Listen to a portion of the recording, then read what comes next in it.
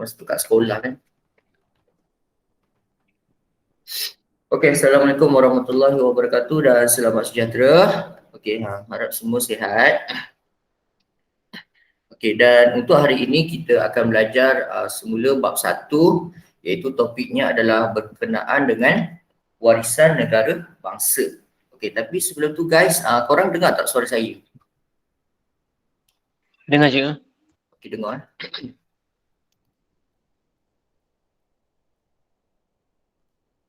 Okey, untuk bab 1 warisan negara bangsa, apa yang korang kena belajar adalah berkenaan dengan kita tengok intipati pembelajaran. Okey. So, apabila korang sentuh buku teks sejarah, korang mesti wajib menguasai intipati pembelajaran. Okey. Yang pertama adalah bab 1 ni mereka nak mengajar awak latar belakang negara bangsa sebelum kedatangan barat. So maksudnya apa kat sini? Korang mesti kenal pasti apa ciri-ciri negara bangsa sebelum kedatangan barat kat negara kita. Ciri-ciri negara bangsa sebelum kedatangan barat. Barat yang dimaksudkan ni siapa sebenarnya? Okey, barat yang dimaksudkan sebenarnya adalah Portugis, Belanda dan British. Okey, barat itu negara-negara barat yang dimaksudkan kat negara kita. Sebab Portugis, Belanda dan British merupakan penjajah pemerintah yang pernah memerintah negara kita pada suatu masa dahulu.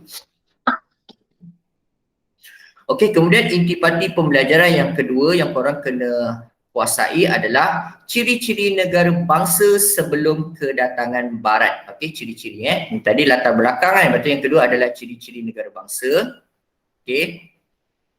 Kemudian yang ketiga adalah korang tak perlu mengetahui tentang keunggulan sistem pentadbiran dan undang-undang sebelum kedatangan barat. Okey.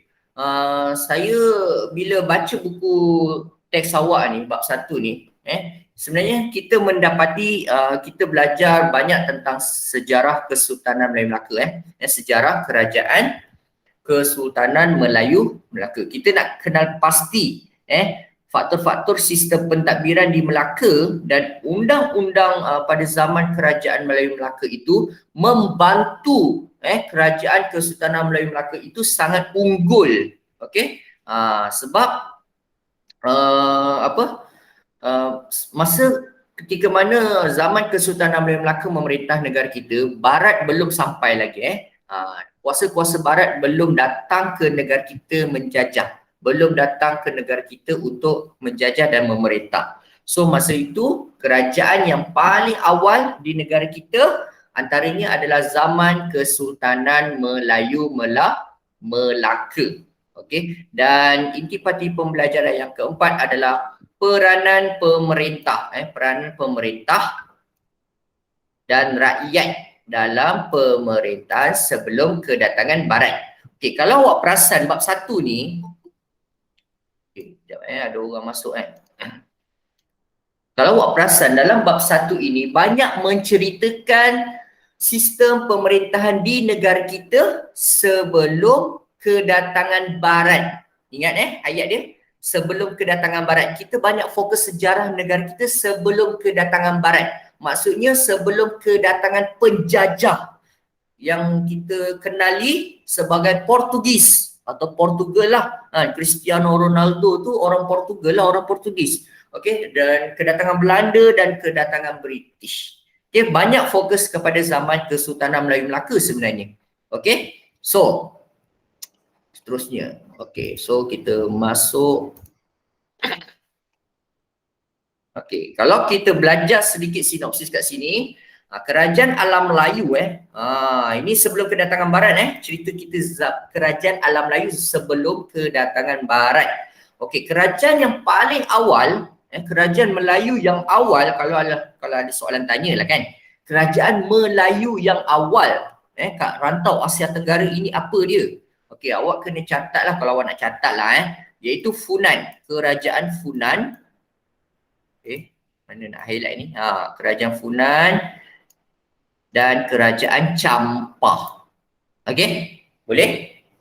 Ingat kerajaan awal, kerajaan alam Melayu yang awal, okey, dinamakan kerajaan Funan dan kerajaan Campah. Kemudian bila kerajaan Funan dan kerajaan Campah sudah wujud, terus ada kerajaan-kerajaan Melayu yang lain datang, okey, iaitu kerajaan Sriwijaya. Kerajaan Sriwijaya. Okey, dah berapa senarai dah kerajaan alam Melayu yang awak dah tahu? Dah 3. Kerajaan Funan, kerajaan Campah, kerajaan Sriwijaya. Kemudian bila kerajaan Sriwijaya dah muncul pula kerajaan yang lebih dekat dengan kita lah, iaitu kerajaan Kesultanan Melayu Melaka. Okey, ini fokus kat negara kita lah. Okey, kalau Funan Campah ni area-area Vietnam kan, negara-negara macam tu Vietnam, Cambodia, Laos macam tu Okey, kerajaan Sriwijaya ni Indonesia dia Sumatera Indonesia. Kerajaan Melayu Melaka kita lah, of course kat Melaka, tanah Melayu Okey, kemudian bila kerajaan Kesultanan Melayu Melaka runtuh pula kan sebab dah dijajah Portugis, muncul kerajaan Melayu yang lain iaitu kerajaan Kesultanan Johor Riau. Lagi dekat kita. Kita orang Johor kan. Johor Riau. Riau ni mana? Riau ni kat Indonesia sekarang. Riau ni dah jadi wilayah negara Indonesia kalau tak dulu Riau ni sama-sama kita je sebenarnya. Okey.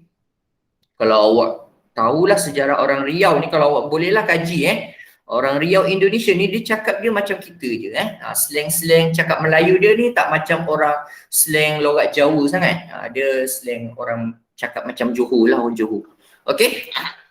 So ada berapa kerajaan alam Melayu dah awak kenal?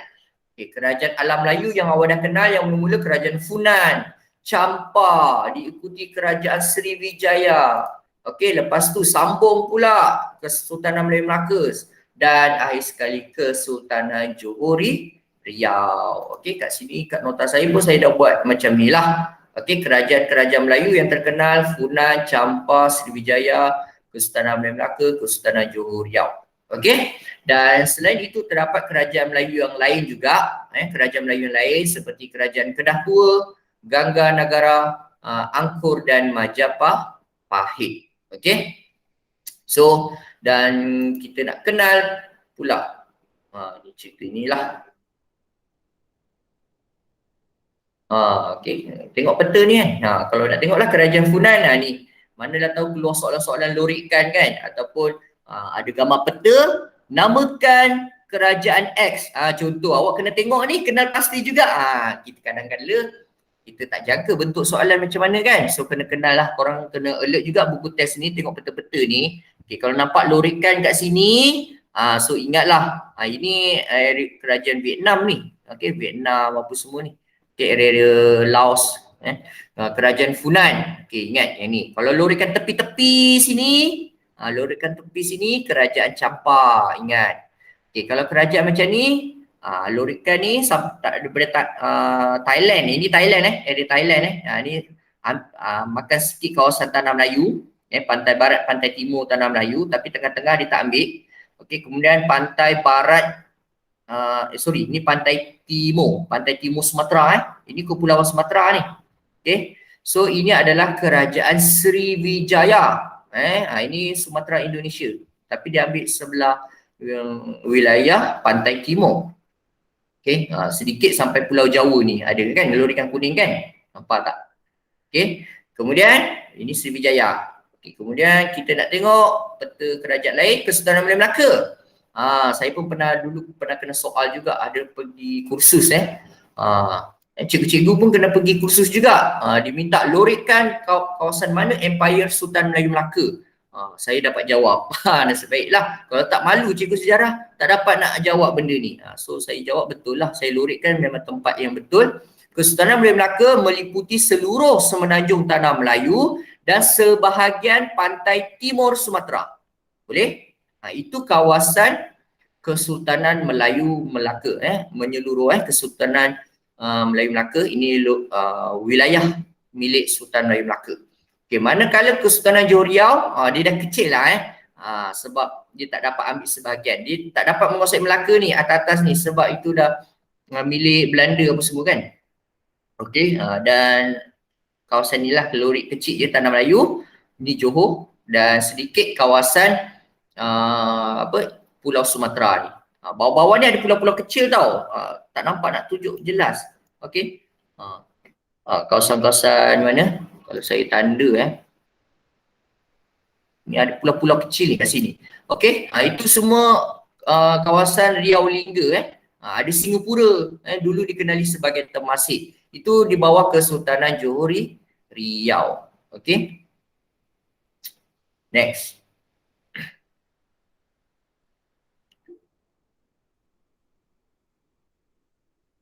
Kita nak kenal pasti pula, okey, ciri-ciri negara bangsa kerajaan alam Melayu. Okey, ciri-ciri negara bangsa kerajaan alam Melayu. Okey, untuk ciri-ciri negara bangsa, kat sini sebenarnya awak kena belajar ada dua ciri-ciri negara bangsa iaitu ciri-ciri negara bangsa kerajaan alam Melayu. Yang keduanya awak akan belajar ciri-ciri negara bangsa Kesultanan Melayu Melaka. So, kena bezakan jangan awak campur aduk. Okey, beza ciri-ciri negara bangsa kerajaan alam Melayu dan 1.2 awak belajar ciri-ciri negara bangsa Kesultanan Melayu Melaka. Yang lebih spesifik lah untuk kerajaan Melayu Melaka. Okey, so kita tengok dulu yang 1.1. Okey, ciri-ciri negara bangsa kerajaan alam Melayu ada 4. Ada raja, ada undang-undang, ada wilayah pengaruh, ada rakyat. Okey, cerita dia apa dia? Okey, kenapa perlu ada raja? Okey, syarat nak membina negara bangsa zaman dulu alam Melayu mesti ada raja lah. Nombor satu. Kalau tak ada raja macam mana kerajaan nak wujud? Zaman dulu tak ada sistem demokrasi tak ada sistem demokrasi. Kalau ada pun mungkin kat zaman di Eropah, kerajaan Yunani dan sebagainya. Okey, kerajaan Rom ke apa ke? Tapi Rom republik dulu. Okey, ini cerita demokrasi. Okey, kemudian raja itu sebagai tonggak utama kerajaan. Okey, raja sebagai tonggak utama kerajaan. Maksud kat sini raja ni paling tertinggi lah. Kedudukan ni paling tertinggi lah, pemimpin paling utama. Okey, kedudukan raja diperkukuh dengan sistem pentadbiran yang dibantu oleh para pembesar. Raja-raja ni dia bukan seorang-seorang memerintah. Kalau dia seorang-seorang memerintah, macam mana kerajaan tu nak bergerak, betul kan? Jadi kalau dia nak memastikan pentadbiran dia berjalan lancar, dia perlu dibantu oleh pembesar-pembesar. Okey, kalau zaman sekarang kita tak sebut pembesar. Kalau zaman sekarang kita sebut Perdana Menteri dibantu oleh menteri-menteri. Kan ada kawan-kawan dia, menteri-menteri, kabinet menteri, ada menteri pertahanan, ada menteri kesihatan. Menteri kesihatan jagalah hospital, jaga klinik. Menteri pendidikan jaga universiti, jaga sekolah. Dia ambil tahu hal pendidikan lah. Menteri Kerja Raya, pengangkutan perhubungan. Kena pastilah apa masalah-masalah pengangkutan perhubungan kat negara kita, jalan raya kat negara kita. Itu peranan diorang untuk membantu pemerintah tertinggi diorang. Okey? Macam halnya kerajaan alam Melayu, raja tonggak utama kerajaan dibantu oleh para pembesar untuk memastikan sistem pentadbiran berjalan lancar, mesti dibantu oleh para pembesar. Okey?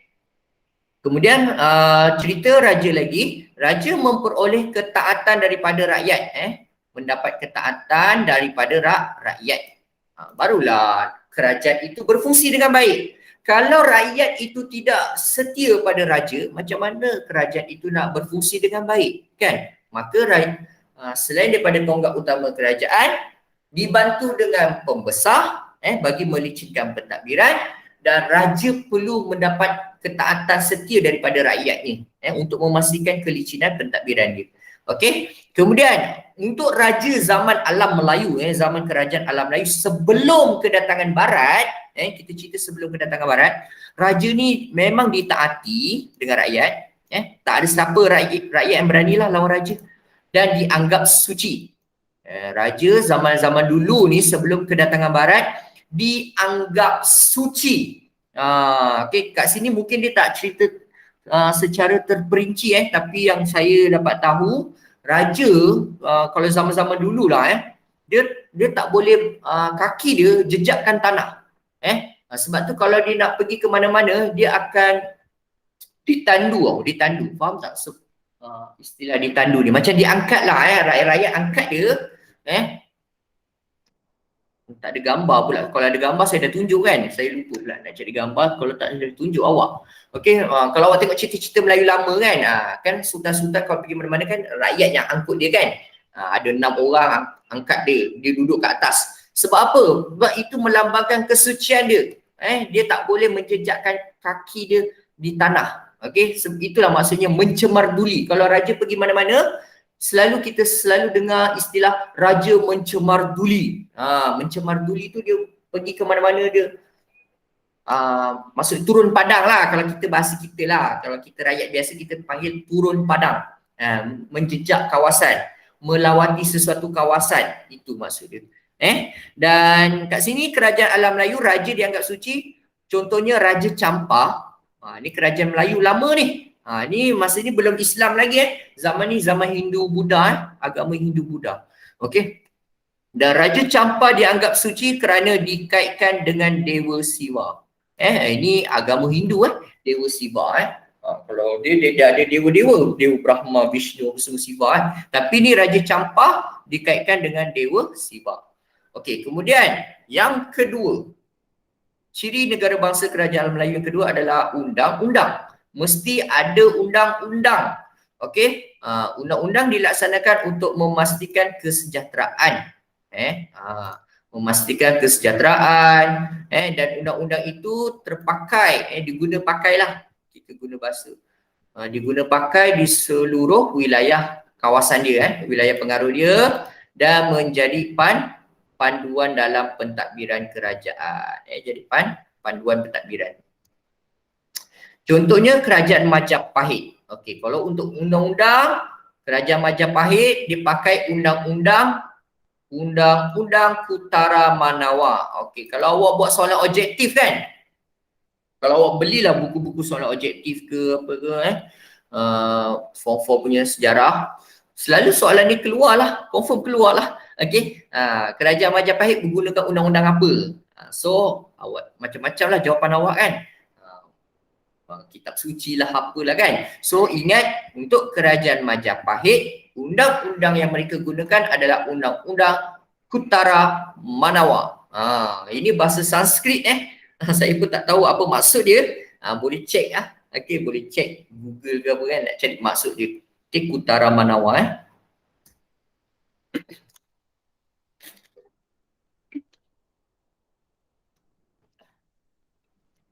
Okey, yang ketiga, ciri-ciri negara bangsa alam Melayu sebelum kedatangan Barat. Yang ketiga adalah mesti ada wilayah pengaruh.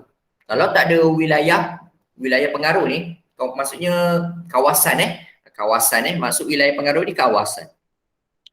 Wilayah pengaruh merupakan kawasan, area. Kawasan yang rakyatnya menerima dan memperakui pemerintahan seseorang raja. Ini maksud wilayah pengaruh. Okey. Contohnya kerajaan Funan mempunyai wilayah pengaruh yang luas dari Sungai Mekong, Teluk Chamran, selatan Myanmar dan Segenting Kerak. Itu kawasan kerajaan Funan. Okey.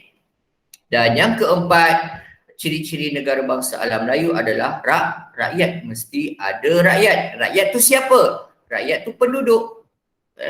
Penduduk yang mendiami sesebuah wilayah, yang tinggallah penduduk di dalam sesebuah wilayah yang setia kepada raja tersebut dan tidak menderhaka. Itulah rakyat. Sebab tu kenapa kita selalu dengar istilah rakyat Malaysia. Kenapa ada istilah rakyat? Sebab negara kita ada raja. Kalau macam contoh macam negeri Pulau Pinang.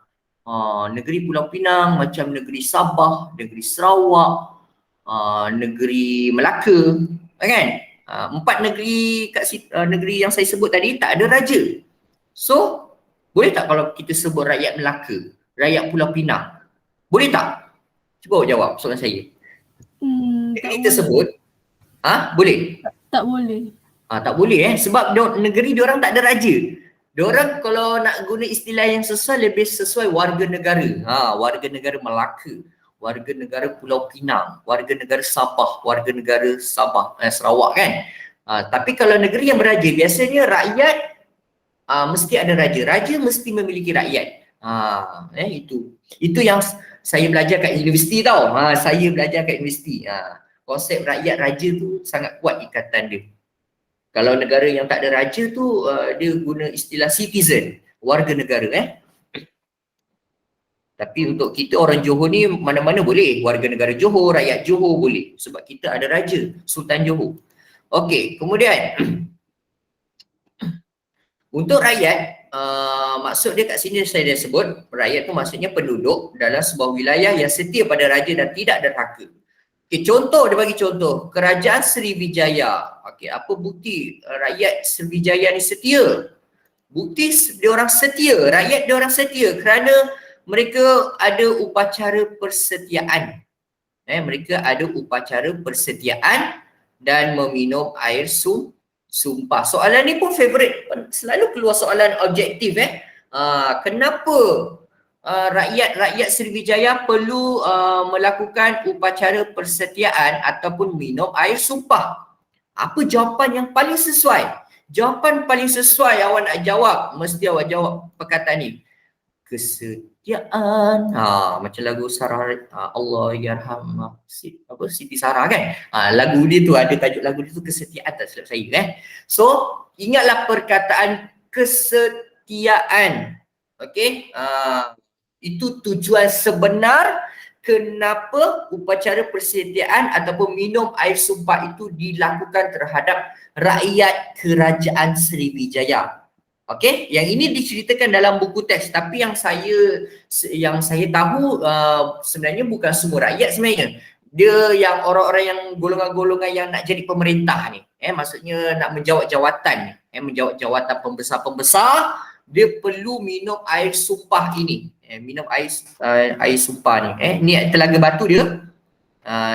Air dia tuang ke atas batu ni, nanti air tu jatuh kat sinilah. Ni kan. Lepas tu ditadah, diminum. Dia nak pegang jawatan pembesar ni, dia kena minum. Kena minum. Dan air minuman itu sebenarnya telah dibacakan oleh Brahmin. Tahu tak Brahmin? Kat sini dia tak ada ajar. Itu yang saya belajar buku teks lama. Brahmin dah bacakan doa, mantra. Kita panggil mantra lah kan. Tapi kalau orang Islam tu panggil doa lah, doa pray kan. So kalau didapati pembesar tersebut tidak taat setia kepada raja diorang, maka diorang akan terkena tulah. Tahu tak tulah? T-U-L-A-H. Tulah. Nanti korang akan jumpa juga istilah tu. Tahu. Inilah tulah kan. Okay. Tulah. Apa itu tulah? Tulah itu adalah kata macam musibah lah. Musibah yang datang. Kalau diorang menderhaka pada raja. Okey. So ni nak cerita apa, tak ada apa cerita. Okay. Jelaskan maksud wilayah pengaruh. Itu je lah yang dah terangkan tadi. Okey, so kat sini nak cerita sikit apa maksud Sriwijaya. Sriwijaya berasal daripada bahasa Sanskrit. Sri, selalu kita dengar perkataan Sri. Orang Melayu pun selalu guna perkataan Sri kan. Sri tu sebenarnya maksud lebih tepat bercahaya. Bercahaya, Sri. Ada tak nama kawan-kawan korang nama Sri? Seramai juga kan.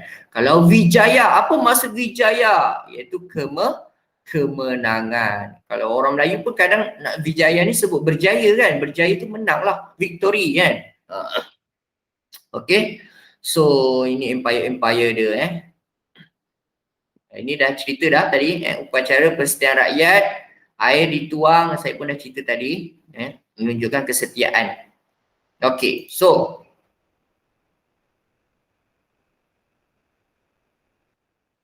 ni. Okey, ada sedikit soalan. Namakan kerajaan yang menjadi asas pembentukan kerajaan Kesultanan Melayu Melaka. Apa jawapan dia? Siapa tahu? Namakan kerajaan yang menjadi asas terbentuknya kerajaan Melayu Melaka. Kerajaan Melayu Melaka, masuk soalan ni, kerajaan Melayu Melaka ni mencontohi kerajaan mana? Itu soalan dia. Kerajaan Melayu Melaka ni, dia terbentuknya sebuah kerajaan, dia nak mencontohi kerajaan yang mana satu? Yang menjadi asas ni. Ada tak korang tahu jawapan dia? Itu anak murid on top cikgu dah jawab dekat chat. Oh, saya belum tengok. Apa? Mana? Sekejap. Ya, betul. Kerajaan Sriwijaya. Okey, betul. Jawapannya kerajaan Sriwijaya. Okey, saya type kat sini. Sriwijaya. Okey. So, ni kalau korang dah print nota saya tu bolehlah. Namakan kerajaan yang meneruskan warisan Melayu Melaka setelah zaman Melayu Melaka tumbang di tangan Portugis tahun 1511, kerajaan Johor Riau. Okey, ini fakta kerajaan Johor Riau, boleh tambah poin. Kerajaan Johor Riau sangat menekankan pendekatan Islam. Menekankan pendekatan Islam ataupun agama Islam dalam mengukuhkan negara bangsanya. Sangat mengutamakan Islam lah, dalam apa urusan sekalipun. Kemudian soalan seterusnya, apakah barang-barang yang ditinggalkan oleh Raja Sriwijaya untuk mengenangkannya sebagai raja yang ulung, kuat, berpengaruh dan kaya? So kalau ada keluar soalan ni, awak jawablah ketulan emas. Ketulan emas. Ini Empire Melayu Melaka. Kita dah tahu. 1.2 pula. 1.2, kita akan belajar tentang ciri-ciri negara bangsa Kesultanan Melayu Melaka. Ada berapa? Ada 6. 1, 2, 3, 4, 5, 6. Ada 6 ciri-ciri Melayu Melaka, negara bangsa Kesultanan Melayu Melaka. Mula kita nak kenal rakyat. Lepas tu kita kena kenal wilayah pengaruh, mesti ada wilayah pengaruh. Kemudian kita ada undang-undang, ada kerajaan, ada kedaulatan, ada lambang kebesaran. Kat sini. Sama je lah. Tu.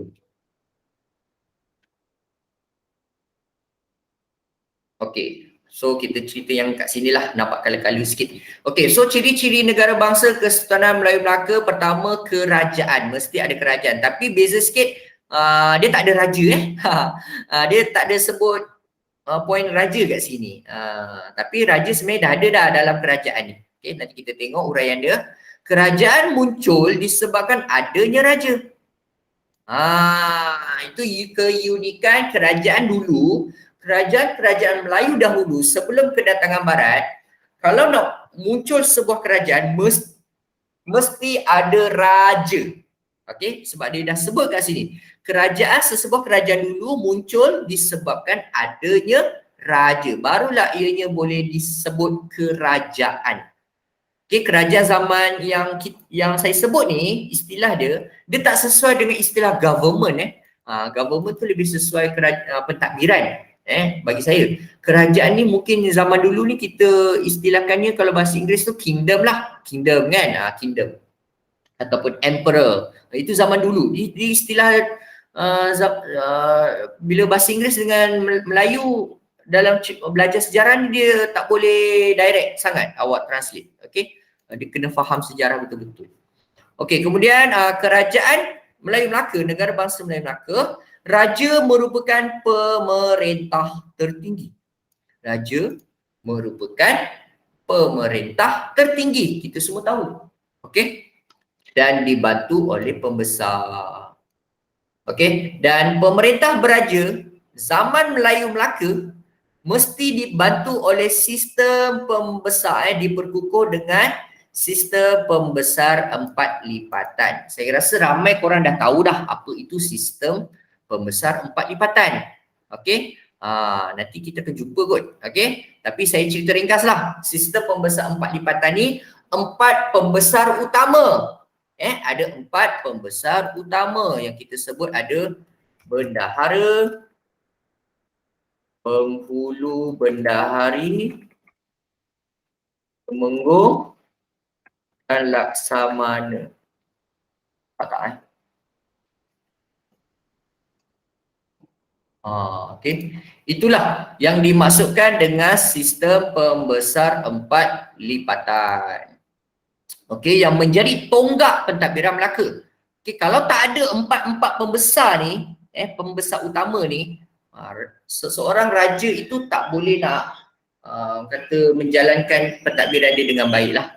Okey, sistem pentadbiran kerajaan yang tersusun menjadikan Melaka sebagai empire yang terkenal selepas kedatangan Islam. Okey, ini cerita dia. Selepas kedatangan Islam, pemerintahan Kesultanan Melayu Melaka mula menggunakan gelaran sultan. Okey, mungkin sebelum itu, kalau nak tahu, tapi kat sini dia tak ceritalah. Okey, pengasas kerajaan Melayu Melaka yang paling awal nama dia Paramiswara. Paramiswara. Dia asalnya daripada kerajaan Palembang, kerajaan Palembang Sriwijaya sana lah. Okey, tapi dia adalah cerita dia, saya tak nak cerita kat sini nanti panjang pula. Okey, dia larikan diri daripada serangan Majapahit, lepas tu dia buat kerajaan kat Melaka. Adalah peristiwa-peristiwa dia tendang anjing dia ditendang pelanduk apa semua ada cerita dia. Okey, kemudian yang kedua adalah rakyat. Okey, poin kedua adalah rakyat. Ciri-ciri negara bangsa Kesultanan Melayu Melaka mesti ada rakyat. Okey, rakyat tu siapa? Rakyat tu penduduk, people. Okey, rakyat tu menumpahkan tak setia pada Sultan Melaka. Okey, sebab dah kerajaan Melaka dah jadi Islam, dah jadi Islam, jadi raja diorang dah guna gelaran sultan. Okey, dalam mematuhi undang-undang. Okey, selain tak setia, mematuhi undang-undang. Okey, secara umumnya rakyat Melaka ni terdiri daripada orang Melayu. Rakyat Melaka ni ada berapa jenis ni? Ada orang Melayu, ada orang laut. Orang laut. Orang laut ni banyak yang duduk di atas kapal lah. Nakhoda apa semua. Golongan diperintah terdiri daripada rakyat. Golongan yang diperintah, ini golongan di mana? Rakyat. Dan golongan pemerintah, sultan dan pembesar. Okay. Kesejahteraan rakyat Melaka dijamin oleh sultan manakala rakyat mengakui kekuasaan sultan. Hubungan timbal balik mewujudkan persefahaman dan ikatan antara golongan pemerintah dengan golongan diperintah. Maksudnya kat sini hubungan timbal balik mesti wujud dalam kalangan mereka ini. Antara golongan pemerintah dengan golongan diperintah mesti ada hubungan timbal balik. Okey, macam awak lah kan, awak dengan ibu bapa ada hubungan timbal balik. Ibu bapa memberikan nafkah kepada anak-anaknya dari segi makanan, tempat tinggal, makanan, minuman apa semua kan. Pendidikan, kan awak belajar pergi sekolah, mak ayah awak benarkan awak pergi sekolah kan, belajar ke apa. Okey, itu dah satu orang kata sumbangan ibu bapa pada anak-anak, bagi makanan ke pakaian apa semua kan. Sebaliknya hubungan timbal balik anak kepada ibu bapa, anak-anak mesti hormat ibu bapa, patuh pada ibu bapa. Itulah maksud hubungan timbal balik. Tapi yang cerita kat sini hubungan timbal balik antara golongan pemerintah dengan golongan diperintah. Sultan menjamin kesejahteraan rakyat. Manakala rakyat mengakui kekuasaan sultan. Nampak tak kat sini? Kat sini ada cerita dia lah maksud dia. Kesejahteraan rakyat Melaka dijamin sultan. Rakyat mesti pula mengakui kekuasaan sultan. Macam tu. Kalau macam awak lah rakyat Malaysia kan. Kalau awak nak rasa negara Malaysia ni sangat sejahtera, nak aman je kan. So awak patuhlah pada dasar-dasar negara, pada undang-undang negara. Jangan awak lawan aja, asal sini awak berontak je. Bolehlah tegur kan, tapi dengan saluran yang betul lah. Jangan awak buat demonstrasi keganasan dan sebagainya. Okey, kemudian kedaulatan. Ciri-ciri negara bangsa seterusnya adalah kedaulatan. Apa maksud kedaulatan? Yang kat alam Melayu tak ada kan tadi. Tapi Sultan Melayu Melaka ada kedaulatan ciri-ciri dia. Okey, maksud kedaulatan adalah lambang kekuasaan tertinggi seseorang sultan. Maksud kedaulatan lambang kekuasaan tertinggi seseorang sultan. Okey, apa lagi maksud kedaulatan? Hak mutlak sultan untuk mengawal rakyat dan wilayah. Yang saya highlight ni semua isi penting Maksud kedaulatan yang kedua, hak mutlak sultan untuk kawal rakyat dan wilayah. Maksudnya siapa yang berkuasa nak kawal rakyat Melaka adalah Sultan Melaka, bukannya Sultan Palembang ke kan, Sultan negeri-negeri Sultan Jawa ke, bukanlah Raja Jawa ke, tak boleh. Diorang tak ada hak untuk kawal rakyat Melaka. Yang ada hak untuk kawal rakyat Melaka mesti Sultan Melaka. Itu maksud kedaulatan diorang. Hak mutlak sultan untuk mengawal, control people dan wilayah lah. Dan kedaulatan Kesultanan Melayu Melaka diakui oleh kerajaan lain. Kedaulatan Kesultanan Melayu Melaka maksudnya kedaulatan kerajaan. Kedaulatan kerajaan Melayu Melaka ini diakui dan diakui itu macam diiktiraf diiktiraf maksud lain diiktiraf. Diakui oleh kerajaan lain dan bebas daripada campur tangan kuasa asing. Okey? Boleh faham tak maksud kedaulatan? Okey, saya nak tanya awak. Kalau berdasarkan yang saya cerita ni, saya nak tanya awak. Malaysia ni adalah sebuah negara yang berdaulat ke atau tidak? Malaysia ni? Ya.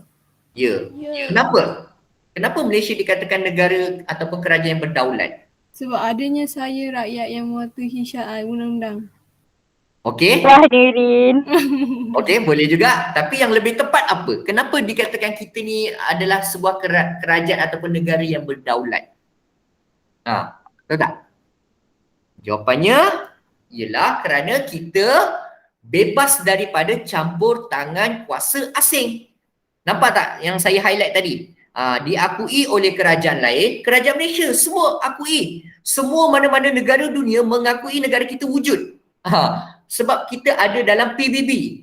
Tahu kan PBB? Pertubuhan Bangsa Bersatu, United Nations. Kita ada kat situ dan kita ni memerintah negara kita sendiri, bukannya bangsa asing. Kalau kita dijajah, mana-mana negara yang dijajah itu bukan negara berdaulat sebenarnya. Negara yang dijajah bukan negara berdaulat sebab dia diperintah oleh bangsa luar. Tapi kalau kita memerintah negara kita sendiri, bangsa kita yang memerintah negara kita sendiri, so kita diiktiraf sebagai negara ataupun kerajaan yang berdaulat. Itulah maksud kedaulatan. Okey? So dah berapa maksud kat sini? 1, 2, 3, 4 kedaulatannya Melayu Melaka Okey, kemudian kedaulatan Kesultanan Melayu Melaka juga diiktiraf oleh kerajaan dinasti Ming. Okey, ini dia nak sebut contoh Dia nak sebut contoh lah. Contohnya kerajaan Melayu Melaka zaman itu kita telah diiktiraf oleh kerajaan dinasti Ming. Dinasti Ming ni mana? Dinasti Ming daripada negara China.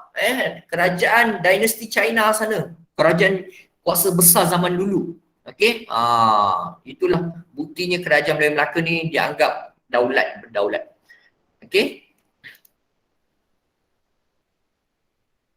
Kerajaan dinasti Ming telah menghantar beberapa utusan. Ini bukti-bukti kenapa kita dapat lihat kerajaan dinasti Ming ni iktiraf kerajaan Melayu Melaka. Bukti mereka telah menghantar beberapa orang utusan, termasuklah Laksamana Cheng Ho. Laksamana Cheng Ho ini famous lah Cheng Ho ni. Orang yang berlayar seluruh dunia juga ni. Pelayar-pelayar yang hebat ni Cheng Ho. Dia mengeratkan hubungan antara China dengan Melaka. Okey. Ini gambaran saja. Kat Balai Rung Seri. Okey. Seterusnya, ciri-ciri negara bangsa alam Melayu Melaka yang seterusnya ada wilayah pengaruh. Apa maksud wilayah pengaruh? Mesti mulakan dengan perkataan kawasan. Okey, kawasan, mesti sebut kawasan kalau awak tak sebut kawasan ni awak tertinggal perkataan penting sebenarnya. Wilayah pengaruh merupakan kawasan, area merupakan kawasan pemerintahan raja yang diterima dan diakui oleh rakyat. Okey. Dan Kesultanan Melayu Melaka, ini bukti-bukti dia contoh. Kesultanan Melayu Melaka mempunyai wilayah pengaruh yang luas merangkumi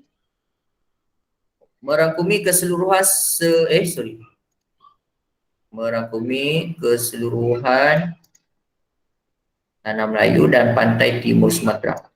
Okey, ini kawasan wilayah pengaruh Kerajaan Melayu Melaka, seluruh semenanjung Tanah Melayu dan pantai timur Sumatera. Okey, kita dah tengok kan tadi. Okey, pantai timur Sumatera tu area mana? Yang mana tadi? Bukan, Sriwijaya. Ni Melayu Melaka ni. Okey.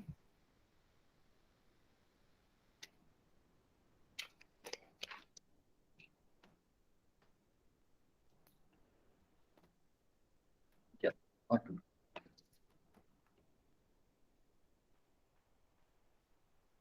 Ini kerajaan Melayu Melaka. Ini seluruh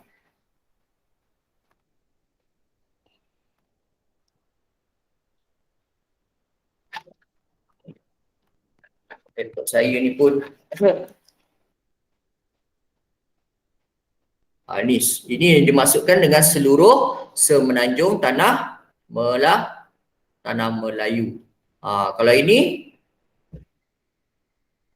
barulah pantai timur Sumatera. Okey, pantai timur Sumatera, PTS. Okey. Itu ceritanya lah.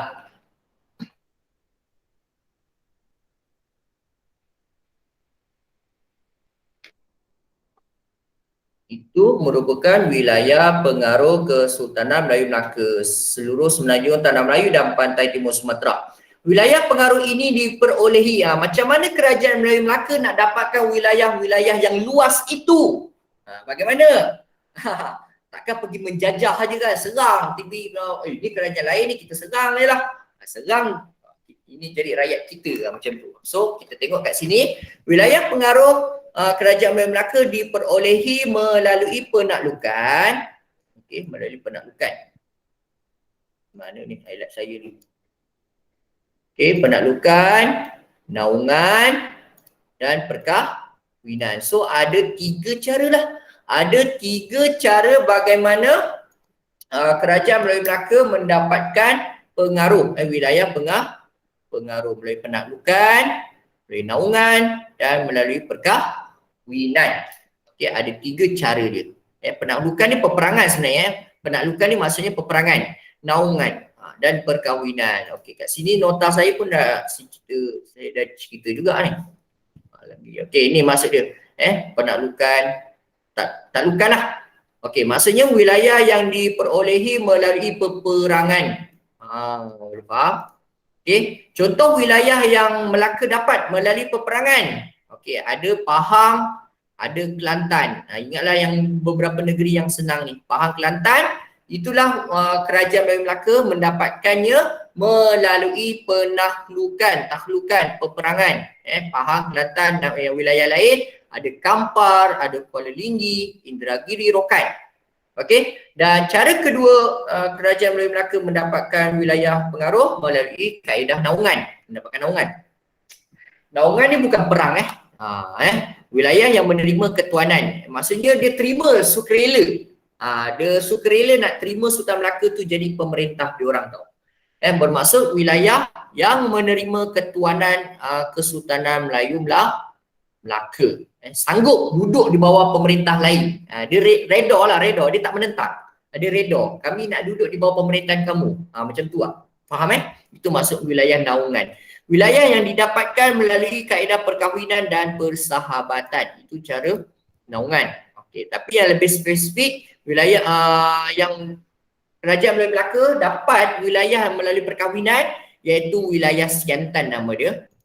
Nama bukan Santan Siantan. Okey, macam mana kerajaan Melayu Melaka mendapatkan wilayah Siantan ini? Kerana hadiah, berkat hadiah daripada Raja Majapahit sebenarnya. Raja Majapahit, saya touch sikit kat sini. Raja Majapahit yang menghadiahkan Siantan kepada Kesultanan Melayu Melaka. Ini ayat dia. Macam kalau ada soalan tanyalah kan. Bagaimana kerajaan Melayu Melaka mendapatkan wilayah Siantan? So jawapannya kerana Raja Majapahit yang memberikan Siantan itu kepada Melayu Melaka, Kesultanan Melayu Melaka, disebabkan Sultan Mansur Shah ini berkahwin dengan Puteri Majapahit. Maksud Puteri Majapahit ni anak perempuan Raja Majapahit. Boleh faham tak? Anak perempuan bukannya permaisuri apa, puteri dia. Puteri ni maksudnya anak perempuan Raja Majapahit itu berkahwin dengan Sultan Melaka yang memerintah masa itu Sultan Mansur Shah. Sultan Mansur Shah ni zaman gemilang Melaka zaman Melaka sangat gemilang, sangat berada di puncak kejayaan. Zaman-zaman inilah kemunculan kita kenal semua watak-watak ni, Hang Tuah ni kan. Hang Tuah, Hang Jebat. Zaman Mansur Shah lah memerintah zaman ni, zaman Bendahara Tun Perak. Melaka memiliki wilayah empire yang luas zaman Sultan Mansur Shah. Nanti masuk zaman Sultan Alauddin Riyad Shah, zaman Sultan, last kali Sultan Mahmud Shah. Sultan Mahmud Shah tu dah jatuh Kerajaan Melaka dah jatuh. Okey. So, mana tadi? Wilayah pengaruh. Okey, undang-undang pula. Okey, kalau kat buku teks pun ada sebenarnya. Awak nak faham yang ni, penaklukan dan undang perkahwinan ni kat sini tepi ni So kat nota saya sekalikan je supaya senang. Tak payah nak asing-asing. Okey. Undang-undang. Ciri-ciri seterusnya pada negara bangsa kerajaan Melayu Melaka mesti ada undang-undang. Kalau tak ada undang-undang, macam mana negara bangsa Melayu Melaka nak terbentuk? Nak kawal rakyat macam mana? Tak ada undang-undang. Semua benda mesti ada undang-undang. Kalau tak ada undang-undang, huru-hara lah kan. Okey, so terdapat 2 undang-undang bertulis pada zaman Melaka. Okey, ini semua kita tahulah. Undang-undang Melaka paling popular adalah Hukum Kanon Melaka. Hukum Kanon Melaka dan Undang-Undang Laut Melaka. Hukum Kanon Melaka dan Undang-Undang Laut Melaka. Hukum Kanon Melaka ni digunakan pakai di kawasan daratan lah. Di tanah lah. Okey, Undang-Undang Laut Melaka pula dikuasakan di laut lah. Di laut. Okey, di atas kapal. Terutama di atas kapal-kapal pelayaran, kapal layar.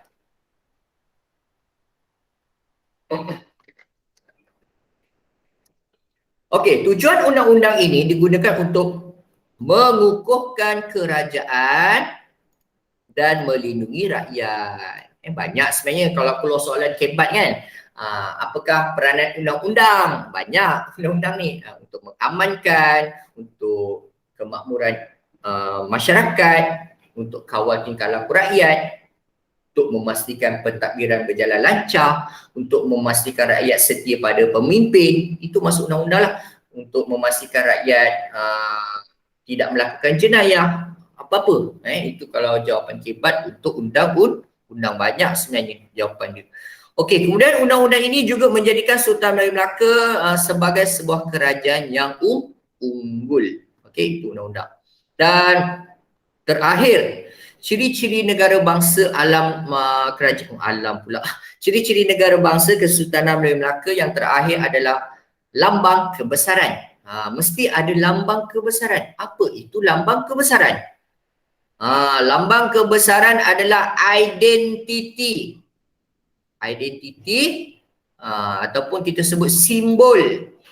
Simbol kedaulatan sultan. Yang memerintah, simbol kedaulatan sultan. Identiti sebuah kerajaan dan keistimewaan Sultan Melaka. Identiti, keistimewaan, speciality Okey. Dan simbol, itu maksud lambang. Antara lambang-lambangnya ada adat istiadat, ada penggunaan warna, macam-macam lah contoh. Okey. Berapa ni? Adat istiadat, ada penggunaan warna, ada nobat, ada regalia. Ini alat muzik alat muzik istana cap moho. Okey. So ada 5 kat situ lambang kebesaran, contoh-contoh lambang kebesaran Melaka ada 5. Ada istiadat, penggunaan warna, nobat, regalia dan cap moho. Apa kegunaan cap moho? Cap moho digunakan untuk mengesahkan arahan daripada sultan. Mengesahkan arahan daripada sultan. Macam sultan nak memerintahkan rakyat. untuk mempertahankan kerajaan Melayu Melaka masa itu, contoh serangan Portugis. Buat satu surat kan, pernyataan rasmi, macam mana nak sahkan itu kata-kata daripada Sultan, titah daripada Sultan, mesti dia ada cap mohon. Ada cap mohon, barulah rakyat percaya, oh ini daripada Sultan ni, cap mohon ni, cap mohon Sultan ni. So betul lah, kalau kata cakap-cakap macam tu je tak ada cap mohon, rakyat mungkin tak percaya. Bukti, apa bukti? Kan? Okay? Macam awak nantilah nak buat pinjaman PTPTN nak masuk universiti kan, nanti awak akan jumpa pengetua lah, awak jumpa ketua kampung lah, penghulu, nak minta cop dia kan, cop jawatan dia. Apa bukti awak ni, pendapatan awak, keluarga awak macam ni, layak dapat pinjaman, semua nak cap kan. Okay, Sultan pun sama, ada cap mohon. Okay, habis habis 1.1 dan 1.2. Ada pertanyaan? Nak tanya apa-apa? Keunggulan. Sekejap rehat 2 minit, jap.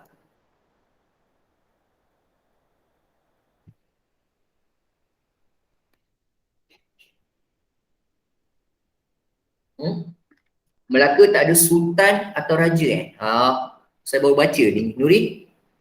Tak ada, sekarang tak ada. Mana ada. Dia ada jawatan yang di Pertua Negeri je. Paling tinggi jawatan yang di Pertua Negeri, yang duduk kat majlis raja-raja.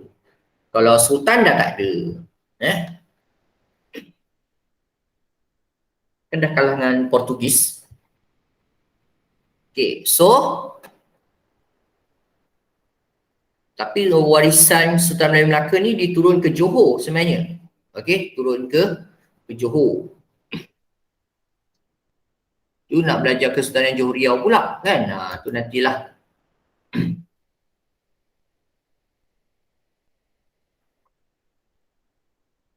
Okay. Boleh sambung ke korang? Larat lagi? Boleh. Boleh. Malam ni ada lagi malam ni. Kita sambunglah bab 1, habiskan bab 1 je. Sempatlah ulang kaji bab 1 ni. Kalau kita tengok 1.3, berkat awak untuk 1.3 nanti, awak kena kenal pasti ni, 2 ni. Awak kena belajar sistem pentadbiran di Melaka dan undang-undang di Melaka. Ini sebenarnya fokus 1.3 yang awak kena belajar. Kenapa nak highlight? Tak boleh. Okey, sistem pentadbiran Melaka, undang-undang di Melaka. Sistem pentadbiran ni lah awak belajar ni, sistem pentadbiran Melaka apa semua dalam ni nanti kita belajar. Okey, kemudian undang-undang Melaka, ada hukum kanun Melaka, ada undang-undang laut Melaka. Undang-undang ada 2 je. Okey, lepas tu 1.4, peranan pemerintah dan rakyat. Habis. Saya rasa sampai belajar 1 hari bab 1 ni tak banyak Bab 1 memang tak banyak, sikit je. Bab 1 tak banyak. So, saya ajar bab 1 ni tak susah kan. Dia sikit. Tak banyak. Nanti bab 2 banyak. Kan? Bab 2 banyak, bab 3 banyak. Bab 4 tak banyak sangat. Bab 5, dah bab 5, bab 6 dah pening sikit kan korang. Lagi bab tu yang sekarang ni, yang kelas yang apa saya ni, bab 8 kan. Bab 8 ni boring sikit sebab pilihan raya kan. Bab 8 ni complicated sikit. Kalau bab 1 ni mudah, boleh. Awak boleh kuasai lah kalau betul-betul tengok. Okey, so untuk 1.3 sambung je. Saya minum air dah.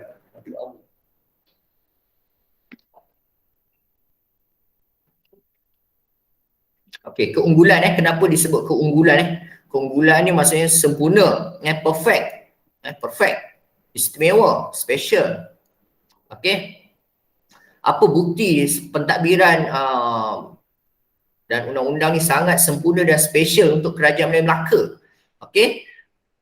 Bukti sistem pentadbiran Melayu Melaka, mereka mengamalkan sistem pembesar 4 lipatan. Itu sistem pentadbiran Melaka. Awak jangan sebut Kerajaan Kesultanan Melayu Melaka mengamalkan sistem raja berperlembagaan dan demokrasi berparlimen. Salah. Itu bukan jawapannya. Kerajaan Melayu Melaka tidak mengamalkan raja berperlembagaan dan demokrasi berparlimen. Itu negara kita Malaysia.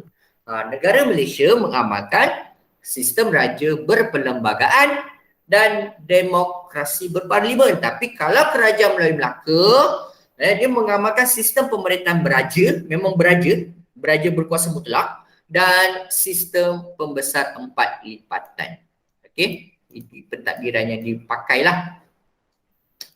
Pembesar 4 lipatan kan saya dah sebut tadi. Pembesar 4 lipatan tu apa yang dimasukkannya? Ada 4 pembesar utama. Okey, yang kita sebut pembesar berempat.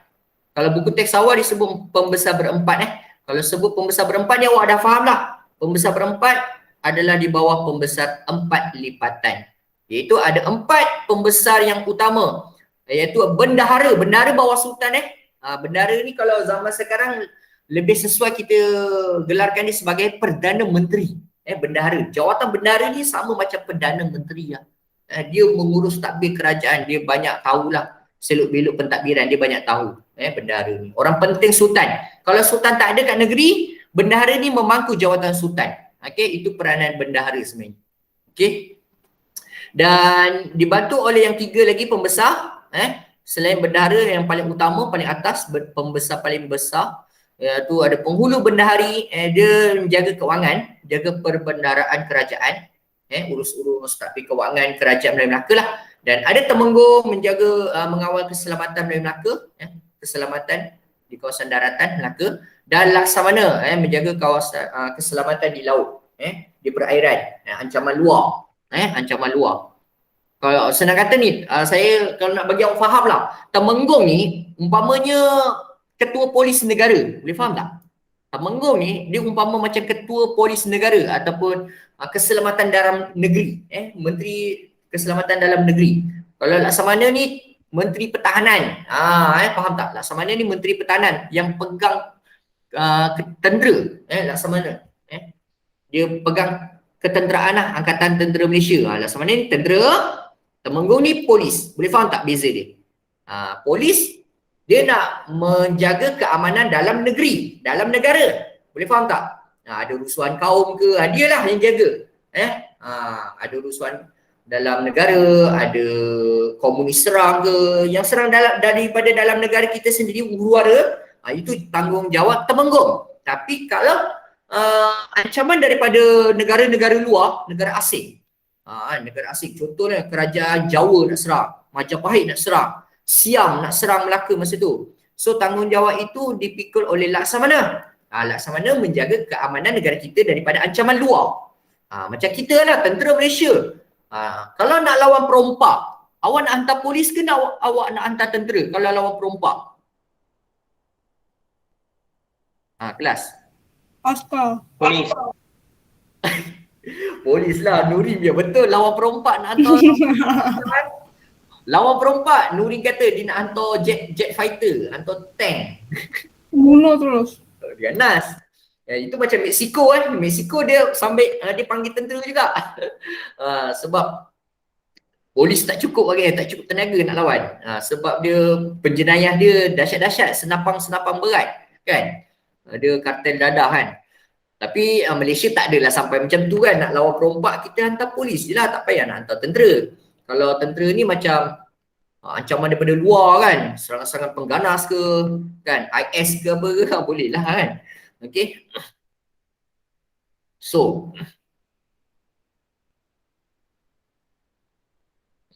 kita cerita yang sini lah, kat sini senang sikit.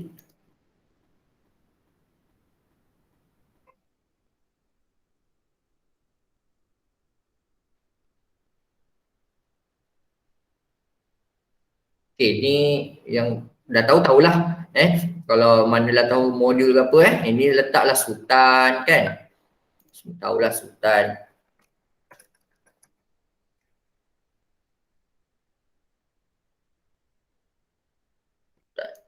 Ini bendahara.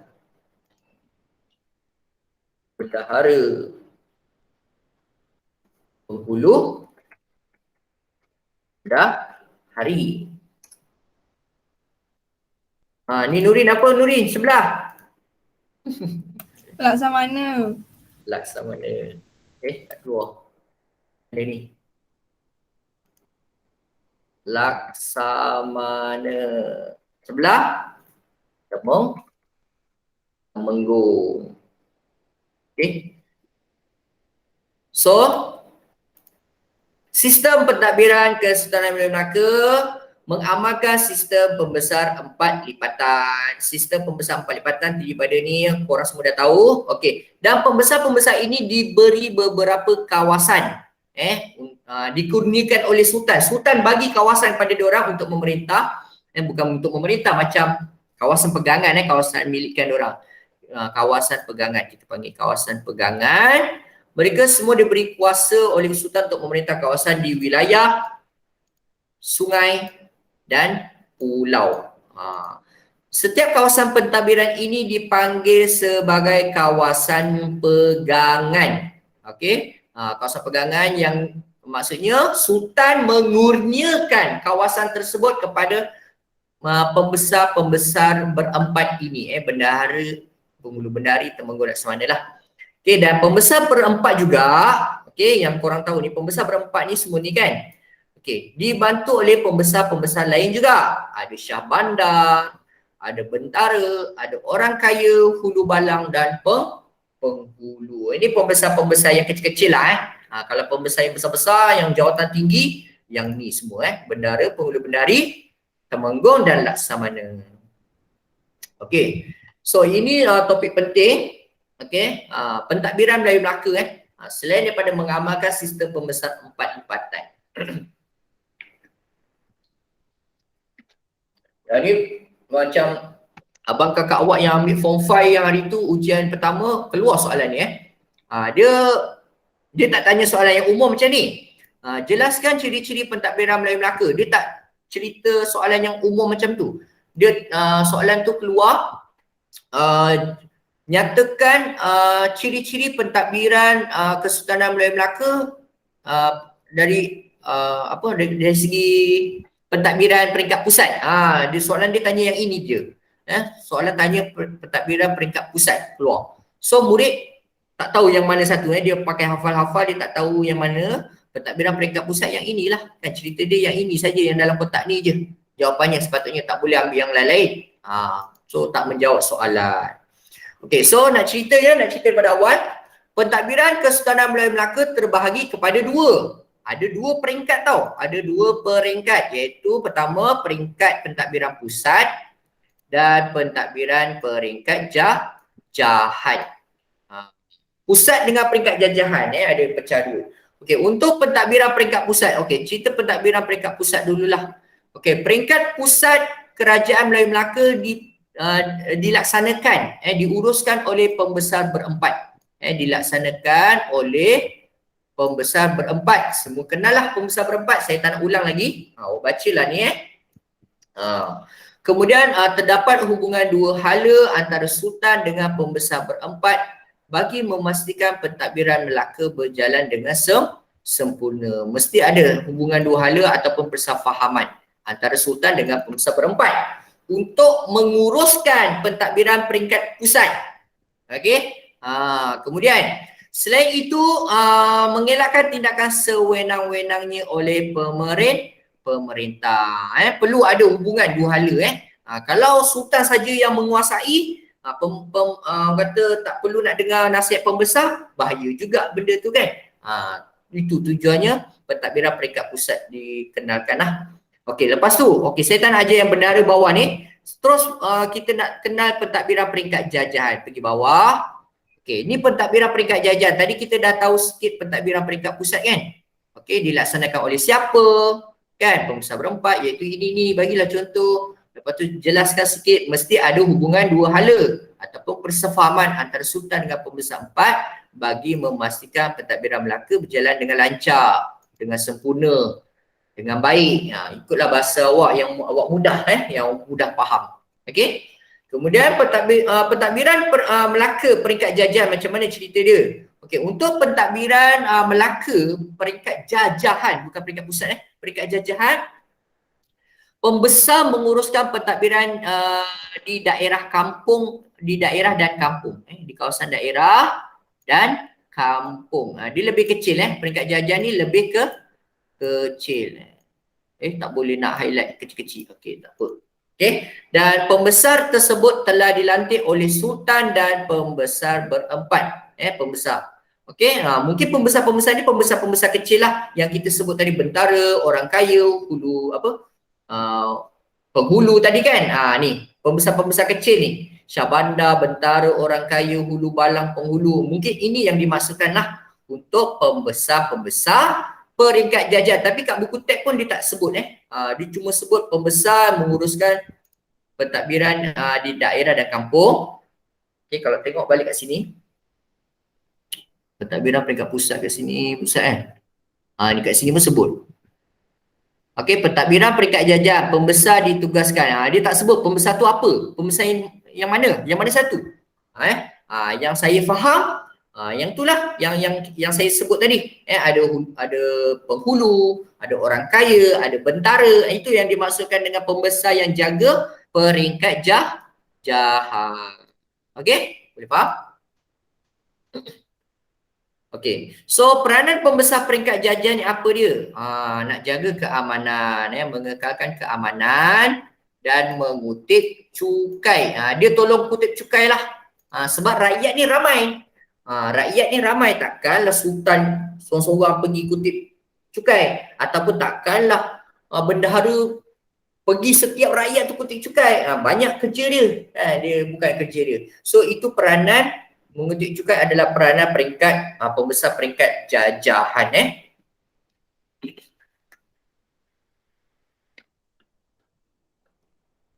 Okey, so saya dah ceritakan pentadbiran peringkat pusat dan pentadbiran peringkat jajahan di Kesultanan Melayu Melaka. Okey, kemudian yang ketiga, untuk sistem pentadbiran Kesultanan Melayu Melaka, kita nak kenal peranan bendahara. Peranan bendahara ni, pembesar berempat ni. Okey, bendahara ni bawah sultan je. Apa peranan bendahara? Ni, ketua pentadbir. Ni saya dah bagi poin je. Ketua pentadbir, ketua turus angkatan tentera. Nanti ada yang tanya, cikgu bukannya Laksamana ke cikgu? Laksamana mungkin bawah dia lah, jawatan bawah dia lagi. Tapi jawatan tertinggi untuk semua angkatan tentera di bawah peranan bendahara. Okey, peranan di bawah, dia sebagai ketuanya lah. Susahnya nak highlight. Kemudian peranan bendahara seterusnya sebagai penasihat sultan.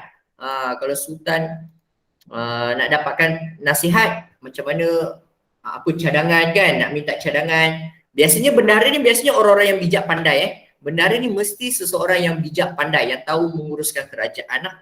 Perdana Menteri kan, dia mesti orang yang mesti bijak pandai, yang tahu macam mana nak mentadbir sebuah kerajaan itu. Okey, sebab itulah dia menjadi penasihat sultan. Dan yang saya dah sebut tadi, bendahara juga sebagai pemangku sultan. Kejap kelas.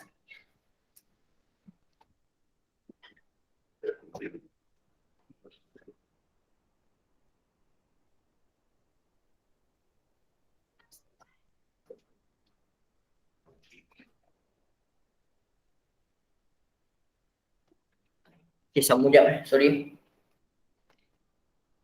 Okey, ini masuk pemangku sultan menggantikan kedudukan sultan jika sultan berada di luar negeri.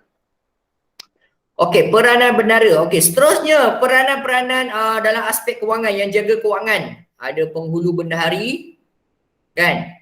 Ada syahbandar, pembesar-pembesar lain. Okey, so penghulu bendahari, ini peranan dia. Penghulu bendahari menguruskan perbendaharaan. Okey, bendahari, ingatlah awak tukar je bendahari, bendahara. Bukan bendahari tu bendahara tau. Perbendaharaan. Apa maksud perbendaharaan? Perbendaharaan ni senang kata hasil pendapatan negara. Boleh faham tak maksud perbendaharaan? Maksud perbendaharaan hasil ataupun hasil mahsul negara. Sumber bahan ada murid tak faham hasil mahsul negara ni apa cikgu? Kekayaan bahan mentah lah. Kekayaan bahan mentah sesebuah negara. Okay.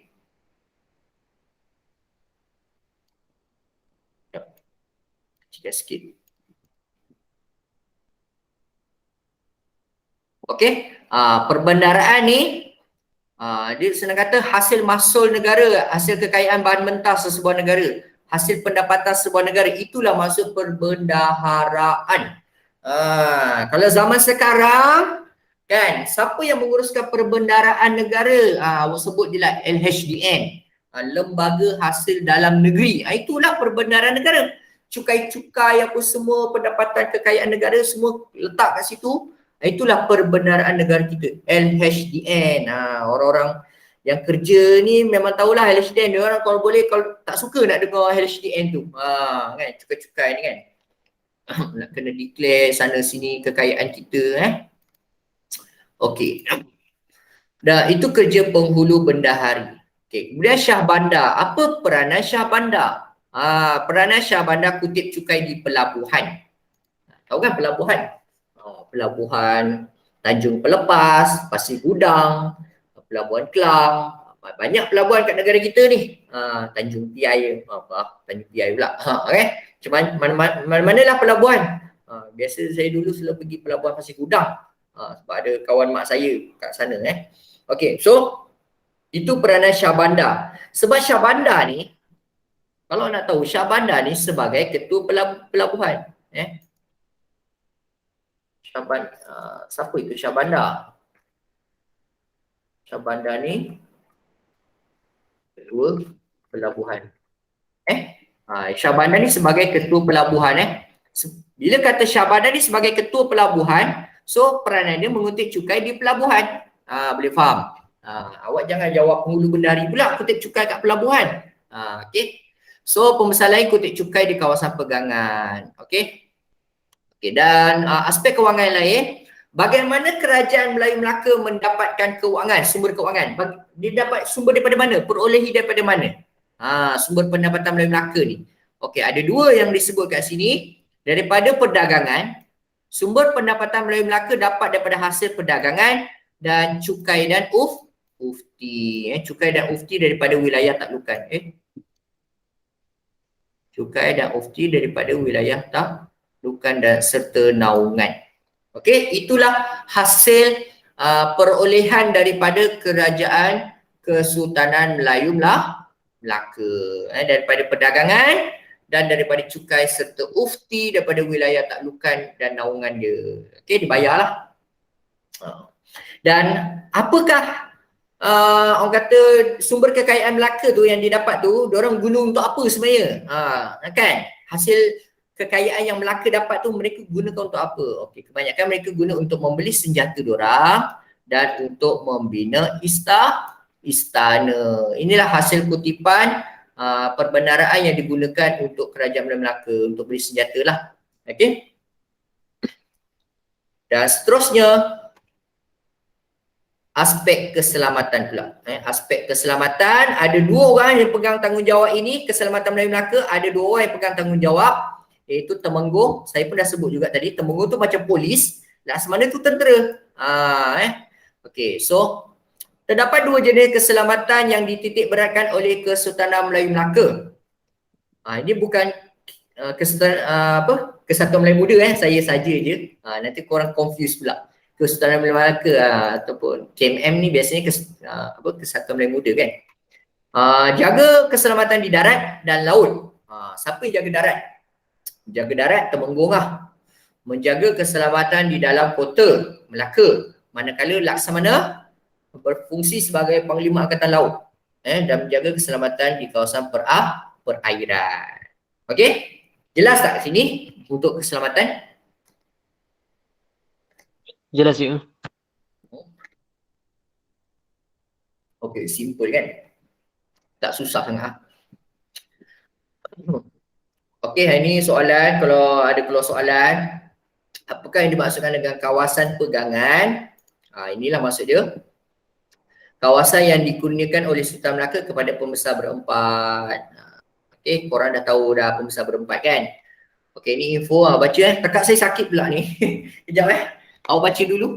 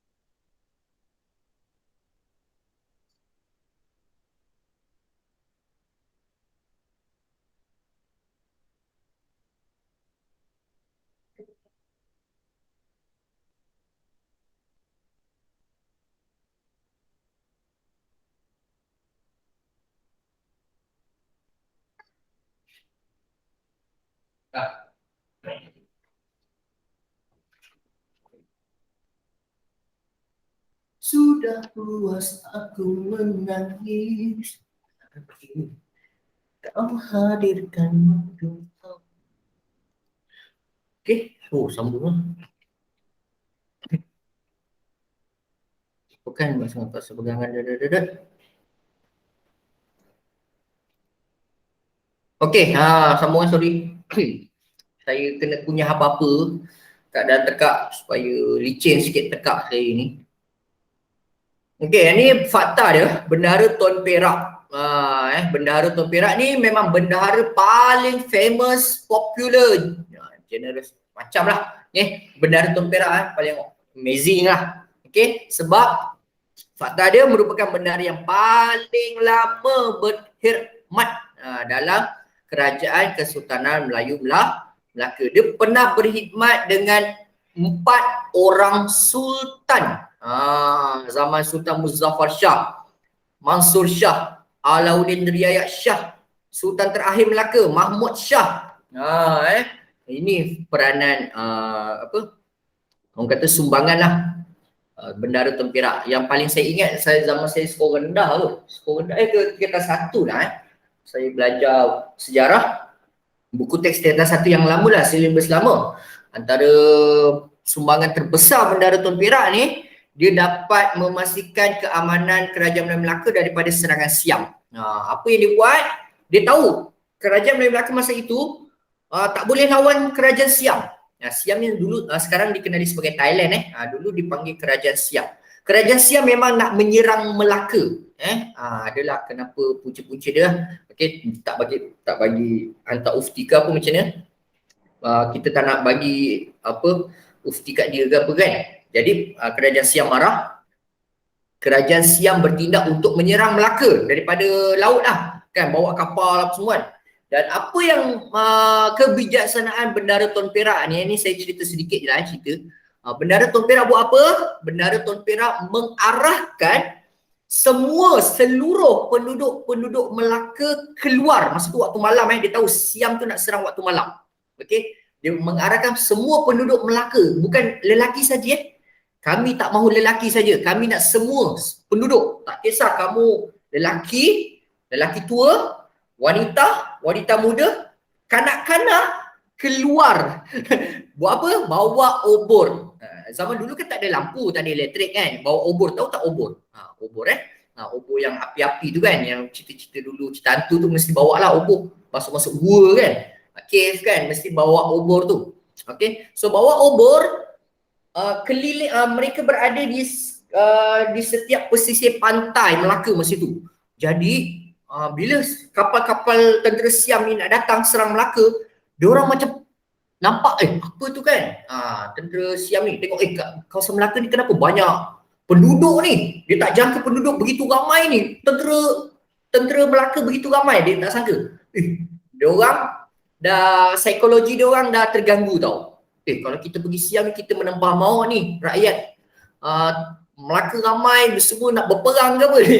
Jadi diorang tak jadi berperang, mereka patah balik. Dan itulah sumbangan terbesar Bendahara Tun Perak. Kebijaksanaan dia nak memastikan Melaka terus aman daripada serangan luar. Jadi mereka tak berperang, tak perlu berperang pun. Bendahara Tun Perak ni hanya gunakan kebijaksanaan dia dalam mendepani setiap cabaran. Okay? So tanpa membuang masa, kita sentuh pula pada undang-undang. So setengah jam sempat tak? Oh, tak banyak. Macam banyak. Kita nak sambung malam ni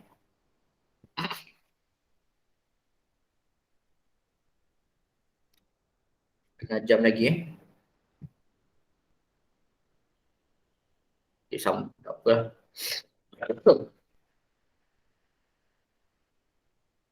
Kita keluar soalan dululah. Keluarkan soalan.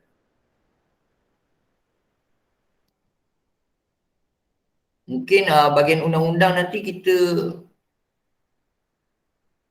alam nanti tu. Saya nak soalan sikit. Soalan.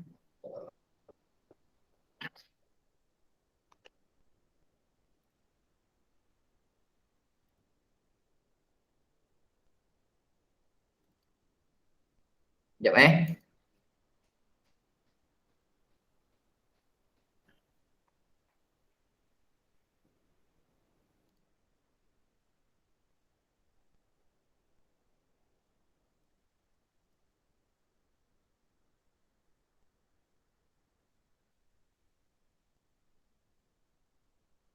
Tak keluar lagi.